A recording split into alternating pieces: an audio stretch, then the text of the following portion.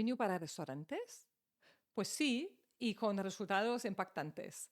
Hoy en los Revenue Talks estamos con Dynamite y Javier Espinosa, que nos explica cómo están haciendo ellos revenue para restaurantes. Let's talk.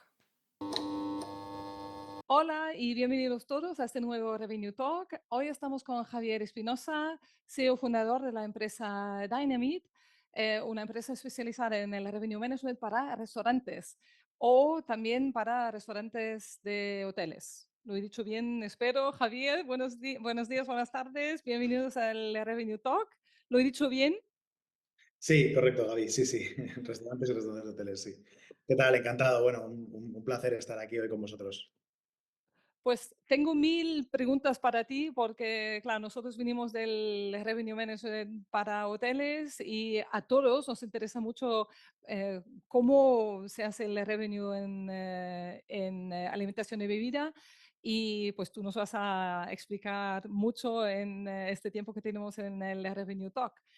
Tú, de hecho, también vienes del mundo de Revenue Management hotelero. ¿Es eso? Ujú. Sí, Pues has trabajado en varias empresas, cadenas como Revenue Manager. sí, bueno, así es. De hecho, un poco la idea surgió de ahí, ¿no? Justamente del pasado en Revenue Management hotelero. Yo, bueno, por contaros un poquito sobre mí, yo empecé dedicándome al sector de retail, la verdad, nada que ver con hoteles, Ujú. pero sí, pues en el área de analítica de datos, business intelligence, tecnología, ¿no? Muy vinculada a tecnología, pero en el sector retail, ¿no? Luego, más adelante pasé a corporativo de NH Hoteles, ya entrando en el área de revenue management, donde descubrí esta fantástica disciplina. Y más adelante, pues pasé a dirigir el área de Revenue Management de Selina, que es una compañía, bueno, pues con mucho foco en Latinoamérica y demás, ¿no? Y la verdad es que, pues un poco a raíz de esa experiencia en Revenue Management en hoteles, ¿no?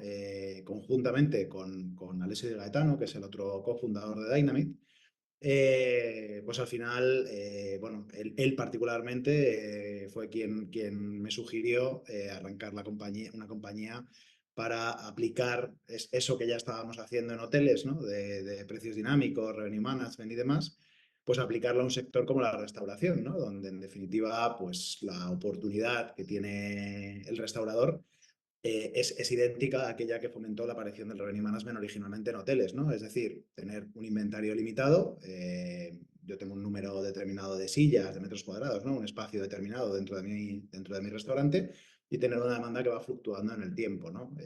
Al contrario que otros sectores, como comentaba, ¿no? Retail, que si sube la demanda, pues fabrico más y ya está, ¿no? Eso no lo puedo hacer Claro, claro. Ni lo puedo hacer en un hotel, ni lo puedo hacer en un restaurante, ¿no? Donde mi espacio también es limitado, ¿no? Y sí. bueno, y surgió un poco la idea, la verdad, tanto por mi pasado como por el de Alessio, ¿no? Claro, buscando nuevas oportunidades para aplicar conceptos ya que conocíais, ¿no? Para los hoteles. Y claro, no todos los conceptos se pueden aplicar a restaurantes, ¿no? Porque Ujú. hay algunos que son realmente específicos a hoteles, pero habéis visto la oportunidad de hacerlo. Pues Sí. explícanos un poco qué exactamente estáis haciendo en Dynamite. Ujú. Bueno, pues lo que hacemos desde Dynamite es ayudar a los restaurantes a mejorar su rentabilidad y ahora haré un poquito más de hincapié sobre eso porque ese punto es importante, Ujú, a través de dos palancas. Una es una palanca de precios dinámicos ujú. y otra es una palanca de cartas inteligentes. Los precios De dinámicos cartas inteligentes, perdona, sí. los precios dinámicos al final es un concepto, bueno, pues que todos los hoteleros conocen, simplemente pues consiste en ejecutar fluctuaciones de precio en función de diferentes niveles de demanda, de tal forma que seamos capaces de atraer demanda a los momentos valle y de optimizar en términos de rentabilidad los momentos pico, ¿no? El concepto de cartas inteligentes, sin embargo, es algo que a los hoteleros probablemente sí que les resulte más novedoso, como concepto me refiero, ¿no? Y es básicamente un colateral que encontramos a partir de la aplicación de precios dinámicos, ¿no? Cuando nosotros empezamos a aplicar precios dinámicos o planteamos cómo aplicar precios dinámicos, pues básicamente dijimos, oye, para poder aplicar esto tenemos que tener una carta digital, porque aplicar precios Claro, Con una carta física, a ver, es posible, pero es engorroso. Claro, claro, Entonces, bueno, pues a raíz de tener que tener una carta digital, dijimos, bueno, una carta digital al final es una página web, ¿no? Es una URL. Entonces, ¿por qué tiene que ser fijo el contenido? Si yo voy a hacer que los precios fluctúen, ¿por qué no hacer también que el propio contenido de la página web vaya fluctuando con el objetivo de impactar en el mix de producto del consumidor, ¿no? Es decir, yo en un momento de demanda pico, ¿no? Cuando tengo el restaurante hasta arriba con gente esperando en la cola para entrar, no me interesa vender platos que tarden mucho en ser elaborados y tampoco me interesa vender platos que sean poco rentables, ¿no? Bueno, pues ¿por claro. qué no forzarlo, entre comillas, ¿no? ¿Por qué no sacar de la carta esos platos en esos momentos pico, pero además cambiar el orden de los platos dentro de la carta para influir en el mix de consumo de los clientes, ¿no? Al final pensemos que una carta digital se visualiza desde un dispositivo móvil, generalmente. Con lo cual, los productos que están posicionados más arriba son los que mayor visibilidad reciben y, en consecuencia, los que más venden. Entonces, yo puedo ordenar los productos dentro de la carta de tal forma que influya en la decisión del consumidor y, además, hacerlo de una manera dinámica en función de las necesidades operativas y de las necesidades del negocio. Porque esto se hace en tiempo real. Bueno, en ese sentido trabajamos de forma muy parecida a un Revenue Management System. Lo que hace Ujú. nuestro sistema es, hacemos una previsión de la demanda. Bueno, en primer lugar, nos integramos con el POS, que es al final el sistema de facturación, de ticketing del restaurante. Claro, porque se necesitan datos, ¿no? Obviamente, para poder analizar. Sí. Exactamente. Entonces, ahí hacemos una integración de dos vías. Por un lado, recogemos todas las ventas del restaurante y por otro lado, empujamos, ¿no? Una vez validados los precios desde nuestra plataforma, empujamos los precios de vuelta al POS, de tal forma que el restaurante no tiene que modificar en su POS absolutamente nada, ¿no? Solo toca precios desde Dynamic, ¿no? Somos nosotros los que automáticamente lo enviamos a su sistema de vuelta. Entonces, nosotros lo que hacemos esa conexión para traernos las ventas. A través de esa conexión, esas ventas, nuestros algoritmos las modelizan y son capaces de hacer una previsión de la demanda para los próximos días. En base a esa previsión de la demanda, se sugiere una estrategia de precios, bueno, pues recomendable, ¿no? Al restaurante o la estrategia de precios más óptima para el restaurante. El restaurante luego desde nuestra plataforma puede verificar esa estrategia de precios, ¿no? Ver que se adecúa a lo que ellos están viendo en el restaurante, ¿no? Y a lo que ellos ven con el cliente y demás. Hacer modificaciones, si ellos quisieran, podrían hacer overrides, ¿no? De lo que está proponiendo el sistema. Y una vez están cómodos con esa previsión o con esas recomendaciones de precios, pasan a la siguiente etapa, que es la revisión de la carta inteligente, donde ahí le sugerimos al restaurante, en función del nivel de demanda, qué platos sacar de carta, cómo ordenar los platos dentro de la carta y a qué platos dotar de una mayor visibilidad, pues a través de herramientas como una estrellita al lado del plato, ¿no? Como para decir que es el plato especial de la casa y demás, y con Mm. eso más promocionar la venta de esos platos e influir en el mix de consumo, ¿no?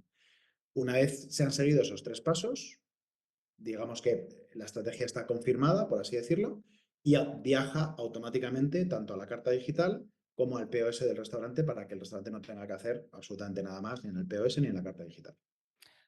Carta digital, nos referimos al código QR que tú tienes en la mesa del restaurante y que luego aparece en el móvil, ¿no? Sí, La carta. Vale. nosotros en ese sentido, en realidad ofrecemos tres posibles soluciones, ¿no? Al tema de la carta digital. Uno es la carta digital, como bien dices, ¿no? A través del código QR. Bueno, diría que casi diría que cuatro soluciones en realidad. El segundo es, sabes que hay clientes que a veces tienen problemas, ¿no? Con la carta digital, Sí, claro, sí. o no tienen wifi en el móvil, o no traen el móvil, o lo ven muy pequeño, ¿no? Sobre todo gente mayor y demás. Entonces, un poco como backup, ahí tenemos restaurantes que trabajan con carta digital a través de una tablet, o sea, Ujú. tienen cuatro dispositivos en el restaurante y la pueden enseñar también a través de la tablet. Como un segundo nivel de backup, por así decirlo, desde nuestra plataforma, tú puedes directamente imprimir una versión imprimible de la carta, que es un one pager que se ve en horizontal, con el look and feel del restaurante, siguiendo las directrices de marketing, etcétera, etcétera, que sirve, pues, oye, un cliente directamente, que es que no quiero carta digital de ningún tipo, ni tablet, ni móvil, nada. Bueno, pues Nada. yo no se preocupe, le imprimo una carta en este momento. Y sale en un DIN A4, formato horizontal, con la tipografía del restaurante y demás, ¿no? Y el último formato que ofrecemos es para aquellos restaurantes que tienen televisiones o pizarras dentro del restaurante. Entonces, para los que tienen televisiones, pues, sabes, el típico restaurante que tiene el mostrador y detrás tiene una televisión, ¿no? Ujú. Es como trabajamos, por ejemplo, con Atlantis Dubai, en The Palm.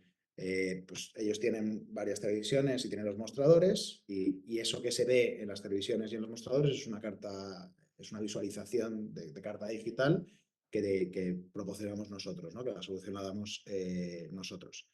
Y luego tenemos también restaurantes que antiguamente trabajaban con pizarras, ¿sabes? La típica pizarra donde ponen los Sí, productos, lo van de toda la tachando vida, claro, sí, y sí, durante sí. toda la vida, pues las han reemplazado por pantallas, unas pantallas muy chulas, que no tienen brillo, son mate, y el look and feel es de pizarra. O sea, mantienen ese look and feel clásico, ¿sabes? De pizarra, Mm. pero con las ventajas de una carta digital, ¿no? De poder sacar platos en el momento, cambiar los precios, etcétera, etcétera. Un gran cambio para los restaurantes, pero también un gran cambio para los clientes, ¿no? Que, claro, yo me acuerdo de los primeros tiempos de reunión en hoteles, de precios que, ay, el vecino ha pagado esto y yo he pagado más o menos. ¿Tenéis no sé, algún comentario de los restaurantes? ¿Cómo reaccionan los clientes a este cambio? Que hoy tengo mi plato preferido, pero mañana no, o cómo ha cambiado de precio. ¿Sabéis algo de la reacción de los clientes? Pues si te digo la verdad, mira, hasta la fecha han pasado por restaurantes que utilizan nuestra plataforma pues más de 8 millones de comensales. Y no ha habido absolutamente ninguna queja, reclamación, nada por el estilo, ¿no? Es cierto que es un miedo que nosotros mismos cuando iniciamos el proyecto lo teníamos, ¿no? Porque, Mm, oye, tú tampoco sabes, ¿no? Cómo va a responder el cliente sí. hasta que no lo pruebas. Había mucho estudio teórico, ¿no? De entrevistas a clientes, ¿no? De encuestas, particularmente, pues la profesora Sherry Kimes de Cornell había estudiado bastante al respecto y había hecho Mm, bastantes encuestas y demás. sí. Pero, ¿qué ocurre? Que las encuestas al final no siempre dicen la realidad, ¿no? Y yo siempre pongo un ejemplo. Imagínate que, bueno, tú estás dentro del sector hotelero, ¿no? Pero imagínate que alguien que no esté dentro del sector, le paras por la calle y le preguntas, oye, ¿te parecería bien pagar 100 euros por una habitación de hotel y 150 al día siguiente? Seguro que te va a decir que no, que le parece fatal. Es verdad, Sí, pero la realidad es que lo hace. O sea, sí, entonces, una cosa es cómo el cliente en la teoría dice que va a responder y otra cosa es cómo responde el cliente en la teoría, ¿no? O sea, en la práctica, perdón. También es verdad que también depende mucho de cómo se ejecute la comunicación. Y te pongo un ejemplo que ha sido bastante controvertido hace poco. Hace cosa de un mes más o menos, la cadena de restaurantes americana Wendy's, bueno, en una junta general de accionistas, su CEO comunicó que a partir de 2025 iban a empezar a aplicar precios dinámicos. Eso, que era una reunión, o sea, no era una comunicación al gran público, al final era una junta general de accionistas, era una mm, comunicación interna y se le dio el tono de comunicación interna, por supuesto, y la vía de comunicación interna. ¿Qué pasa? Que posteriormente eso se filtró a la prensa y la prensa primero buscó generar controversia, ¿no? Y decir, te van a cobrar más cuando esté el restaurante más lleno, ¿no? Que claro, ya, lo que vende periódicos, claro. Y segundo, además, cambiaron la terminología, porque no hablaron de dynamic pricing, hablaron de surge pricing, que claro, como sabes, es completamente diferente, ¿no? O sea, es claro. el pricing llevado al extremo al final, ¿no? Entonces, claro, eso generó un terremoto de reacciones brutal en medios, en prensa, en la opinión pública y demás. Hasta tal punto que el CEO de Wendy's tuvo que salir a los 2 o 3 días a matizar el mensaje diciendo que no es que fueran a vender más caro en los periodos de demanda alta, que es que iban a vender más barato en los periodos de demanda baja. Es lo mismo. Ya, sí, sí, sí, sí, sí. Pero funcionó, o sea, acalló a la opinión pública y acalló a los medios y demás. Entonces, fíjate cómo cambia, ¿no? Claro, Cómo comuniques el mensaje, la respuesta de la opinión pública, ¿no? Entonces, eso es fundamental. Y nosotros, los restaurantes con los que trabajamos, siempre le decimos que la clave está en la comunicación y que si no lo estamos comunicando proactivamente, o sea, porque tenemos dos posibilidades, comunicar proactivamente que estamos aplicando Dynamic Pricing o no comunicarlo proactivamente, ¿no? sí. Lógicamente, si no lo comunicamos, no voy a captar demanda para los periodos de demanda baja, únicamente voy a optimizar los periodos de demanda alta, ¿no? Ujú. Pero siempre decimos que si no lo comunicamos, lo que es fundamental es que no se le mienta al cliente, ¿no? Y que si un cliente me pregunta, oye, ayer estaba el solomillo a 18 euros y hoy lo he visto a 20, pues que no le engañemos, ¿no? Que no le digamos, que va, no, no, siempre está a 20. Claro, porque el riesgo de eso es que vaya al día siguiente, se lo encuentre a 18 y entonces ya se va a sentir estafado. Y ahí ya sí que tenemos un problema. O sea, lo que hay que hacer es comunicárselo y decirle, sí, sí, en efecto, no se preocupe, aplicamos una estrategia de precios dinámicos y lo que ocurre es que hay ciertos días en los cuales nuestro producto es más económico. Pero vendérselo en positivo, claro. Hay ciertos días que es más barato, no hay ciertos días que es más caro, porque entonces no se va a tomar riesgo. Claro, claro. Sí, sí, sí, sí, sí, sí. Muy bien. Te quería hablar un poco de los KPIs. ¿Cómo medís el éxito de las estrategias que estáis implementando? Claro, los KPIs del revenue, los típicos de REFPAR, TREFPAR, GOPPAR. El que se me ocurre a nivel restaurantes es el famoso que tú decías ya, el Kimes, el REFPAS.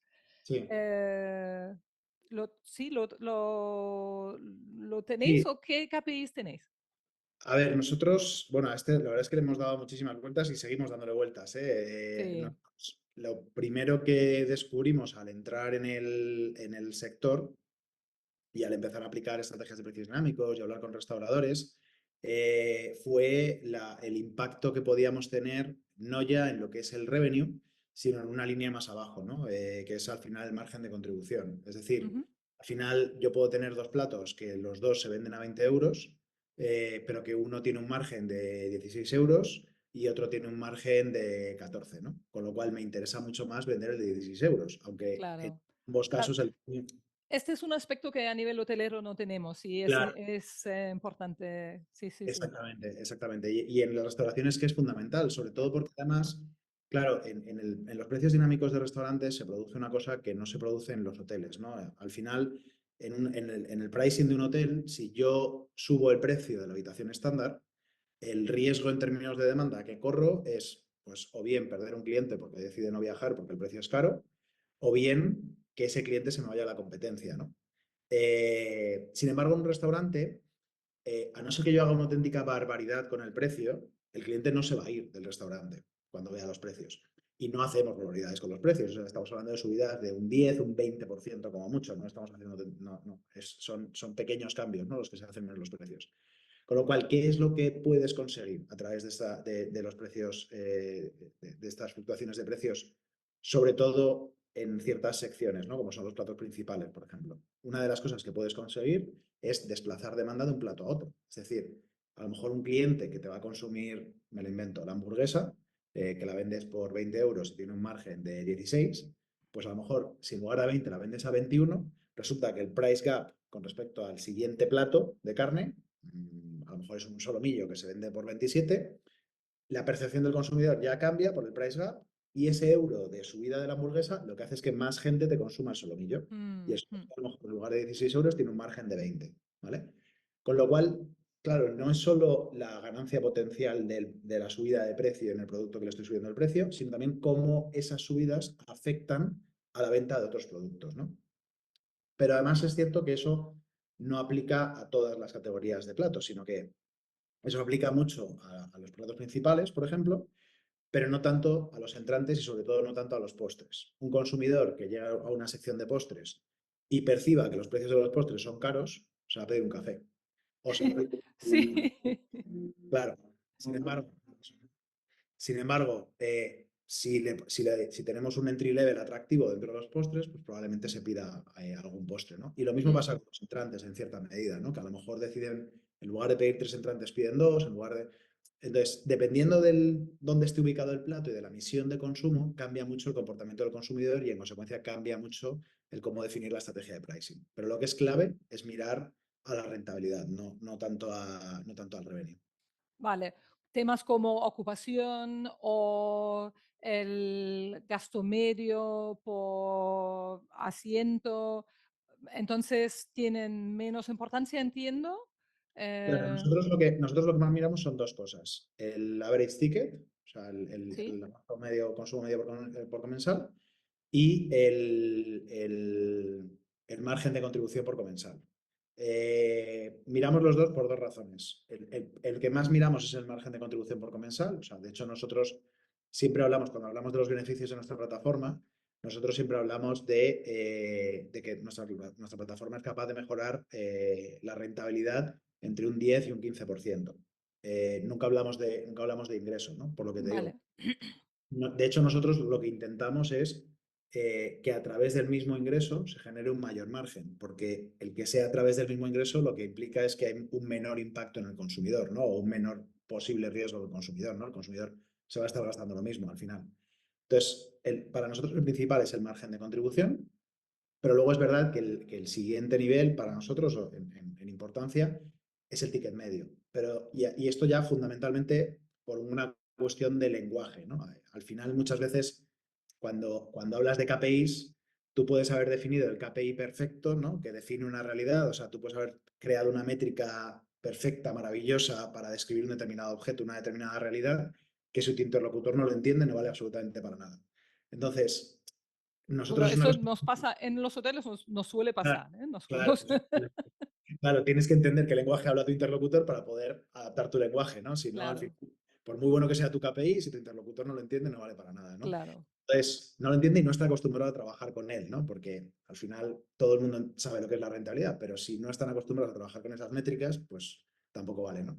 Entonces, lo que nos hemos dado cuenta es que muchos restauradores, si les hablas de margen de contribución por comensal, como no están habituados a trabajar con esas métricas, pues no tiene impacto en ellos, ¿no? Entonces, en esos casos utilizamos el ticket medio directamente, que es un KPI con el que todos están habituados a trabajar, todos entienden y todos son capaces de darle seguimiento fácilmente. Muy bien, muy bien. ¿Cuáles o quiénes son vuestros clientes? Entiendo que hay restaurantes independientes, pero también hay restaurantes de hoteles. Ujú. Mm, Sí, tenemos tanto restaurantes independientes como cadenas de tamaño medio de restauración como hoteles, ¿no? Te cuento, de restaurantes independientes, pues la verdad que trabajamos un montón. Trabajamos con Grupo Triana en Madrid, con Grupo Gastroadictos en Valencia, trabajamos con varios grupos de tamaño pequeño. Luego también trabajamos con varios grupos tamaño medio, como puede ser La Rumba en Madrid, como puede ser Con Fuego. Y luego en la parte de hoteles, pues trabajamos sobre todo a nivel internacional, la verdad. Ahí estamos trabajando con Radisson, estamos trabajando con Intercontinental, sobre todo en Oriente Medio, estamos trabajando con Atlantis, Dubai, estamos empezando a trabajar con Meliá, trabajamos también con Palladium y bueno, la verdad que en el sector hotelero la verdad que estamos teniendo muy buena acogida, ¿no? También porque yo creo que al hotelero es un concepto que, en primer lugar, le resulta sencillo de entender, ¿no? Al final, oye, pues esto que estabas aplicando aquí, aplicarlo aquí, ¿no? O sea, claro, sí, es sí, algo sí, sí, que ya claro. es muy familiar e incluso en muchas ocasiones es algo que el hotelero hace tiempo que llevaba esperando, ¿no? Realmente el aplicarlo, ¿no?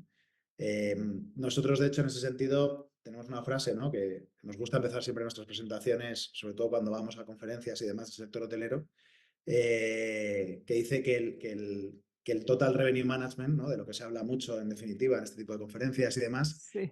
que es como el sexo cuando eres un adolescente, ¿no? Que todo el mundo, sí, sí, A ver, todo el mundo habla de ello, todo el mundo cree que el de al lado lo está haciendo, pero ninguno realmente sabe hacerlo. es buena, ¿eh? La comparación, me gusta. Sí, sí, me gusta mucho. Nos gusta empezar siempre nuestras conferencias así. Claro, yo me acuerdo los principios de revenue management no eran fáciles porque son conceptos nuevos, en las presentaciones que hacías, pues era casi más formación que otra cosa y que sobre todo también mucha gente no se lo creían y decían, a ver, esto no lo vemos. Entonces, entiendo que es más fácil para vosotros explicar el concepto en hoteles, pero también me imagino que hay alguna dificultad cuando os vais a interlocutores que para los que la palabra revenue management es totalmente nueva y pues ¿cómo veis este camino de un poco de también enseñar a los clientes algo muy nuevo, muy diferente? Mm.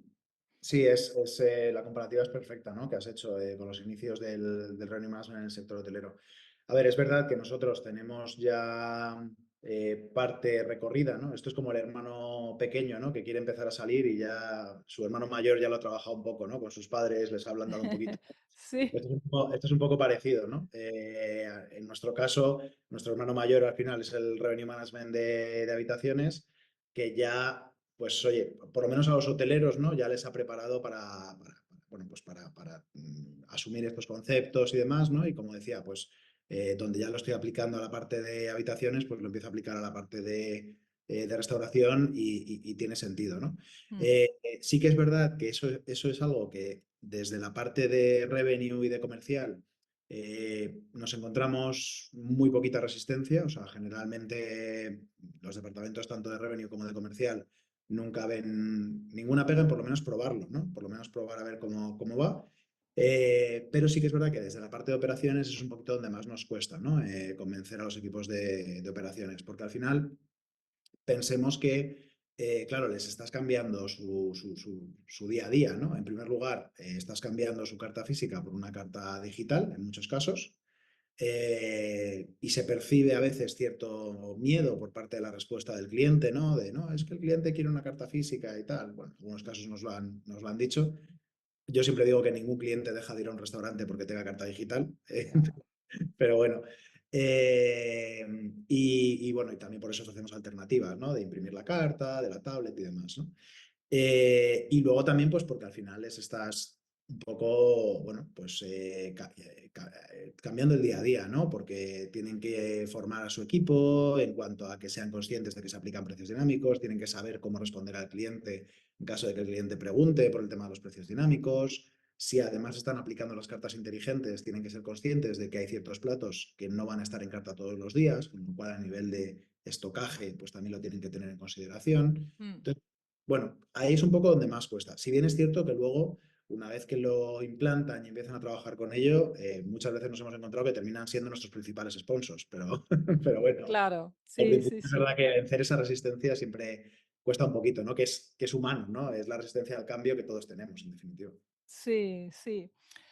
Tenía otra pregunta. Cuando empezáis a trabajar con nuevos clientes, claro, vosotros hacéis un análisis, ¿no? Detallado, me imagino, de todo lo que está haciendo el restaurante. ¿Hay como un error común que muchos restaurantes están haciendo a nivel de cómo está hecho la carta o que cómo se define el precio de un plato, etcétera, etcétera, o hay un poco de todo? Muchísimos.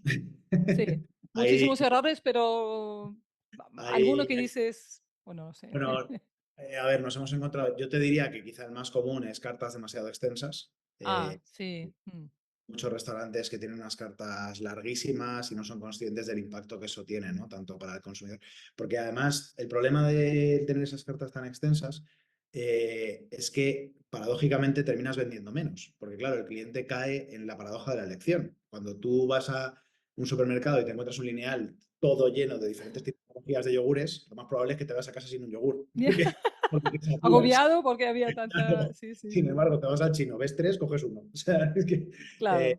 entonces, muchas veces, de hecho, tenemos datos que lo demuestran. Fíjate, con uno de los clientes con los que empezamos a trabajar, allá por el 2020, cuando empezamos a trabajar con ellos, tenían una carta de 90 platos. Uy, Después de mucho esfuerzo y de mucho convencerles, les redujimos la carta a 60.